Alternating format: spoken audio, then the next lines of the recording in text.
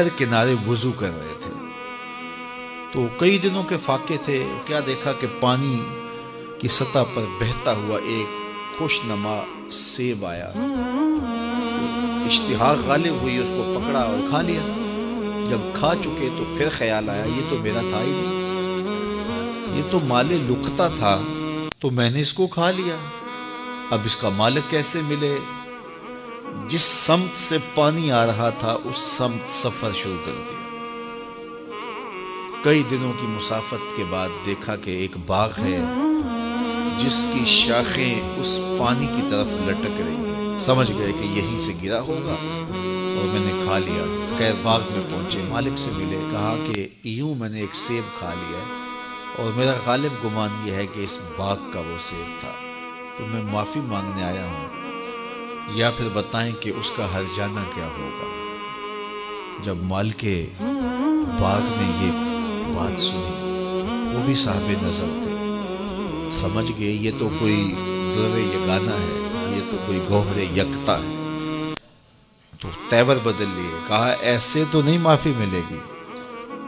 کہا حضرت کیسے ملے گی؟ کہا 12 سال تک میرے باغ کی گوڈی کرنا پڑے گی۔ اللہ اکبر، اور ایک شرط اس کے علاوہ ہو۔ کہا ٹھیک ہے، میری غلطی تو معاف ہو جائے گی نا، 12 سال تک باغ کی گوڈی کرتے ہیں۔ ایک دن فرمانے لگے وہ صاحب باغ جو تھے کہ سیب توڑ کے لاؤ، مہمان آئے ہیں۔ تو وہ سیب توڑ کے لائے تو وہ کچے ہی تھے، تو کہا تم 12 سال ہو گئے ہو سیبوں کے باغ میں رہتے ہوئے، تمہیں پتہ نہیں کہ کچے سیب اور پکے سیب کیسے ہوتے ہیں؟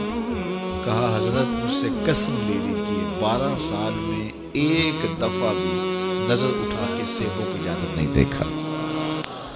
ایک سیب کھایا تھا، میں تو اس کی سزا بھگت رہا ہوں، میں تو گوڈی کرتا ہوں، اوپر کبھی نظر بھی میں نے نہیں اٹھائی۔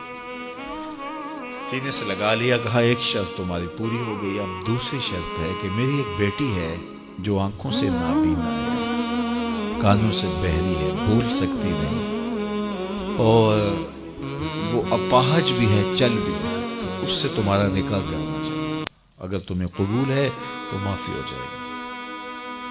کہا ٹھیک ہے جی قبول ہے، میرا گناہ معاف ہو جائے، میں زندگی کاٹ لوں گا، کوئی بات نہیں ہے۔ خیر نکاح ہو گیا۔ کہا کہ یہ کمرہ ہے، یہاں آپ کی زوجہ آپ کی منتظر ہے۔ جب وہاں گئے تو ایک خوبرو دوشیزہ منتظر تھی، تو فوراً پلٹے کہ میں غلطی سے کسی اور کمرے میں آ گیا۔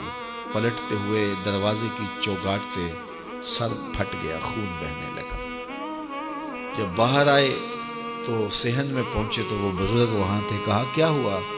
کہ حضرت ایک غلطی کی سزا اتنی کاٹی، اب کہیں دوسری غلطی نہ ہو جائے، وہ تو کوئی اور ہے خاتون۔ کہا وہی تمہاری زوجہ ہے۔ تو میں بتاؤں کہ وہ بہری کیوں ہے؟ آج تک اس نے غیر محرم کی آواز نہیں سنی۔ تو میں بتاؤں کہ وہ بول کیوں نہیں سکتی؟ آج تک اس نے غیر محرم سے کلام نہیں کیا۔ اندھی اس طرح ہے، آج تک اس نے غیر محرم کو نہیں دیکھا، اور اپاہج اس طرح ہے، چل کے کبھی گھر کی دہلیز سے گئی نہیں ہے۔ تو اس خاتون کا جب نکاح ہوا اور پھر ان سے اللہ نے ان کو ایک بچہ دیا جس کا نام ہے الشیخ عبد القادر جیلانی۔ جب ماں باپ اس طرح کے ہوں تو بیٹے اس طرح کے ہی ہوتے ہیں، باپ کا لقمہ پاک، اور ماں اپنی آبرو کی کیسی محافظہ، پھر در یگانہ اور گوہر یکتا جو پیدا ہوتا ہے وہ دین کی احیاء کرنے والا ہے، دین کی مردہ قدروں کو نئی زندگی دینے والا ہے۔ حضرت ملا علی قاری لکھتے ہیں کہ حضور غوث اعظم جب مجلس واعظ کرنے بیٹھتے تو 70 ہزار کا اجتماع آپ کے مجمع میں ہوتا، اور عمومی طور پہ اللہ کی رحمتوں کے حوالے سے بات کرتے، اور جس دن آپ اللہ کے قہر، غضب اور جلال کی بات کرتے کئی جنازے اٹھتے۔ یہ آپ کی گفتگو کے اندر عصر کا رنگ اور شیرینی تھی۔ اللہ اکبر۔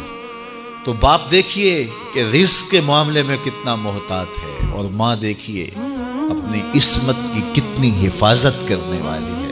مائیں بچوں کی تربیت کرتی ہیں، ماؤں کے ذریعے سے پاکیزہ صفت بچے جنم لیتے ہیں، تو لہٰذا ماؤں کو اچھی تربیت کا حامل ہونا چاہیے تاکہ وہ آگے اچھی تربیت خود کر سکے۔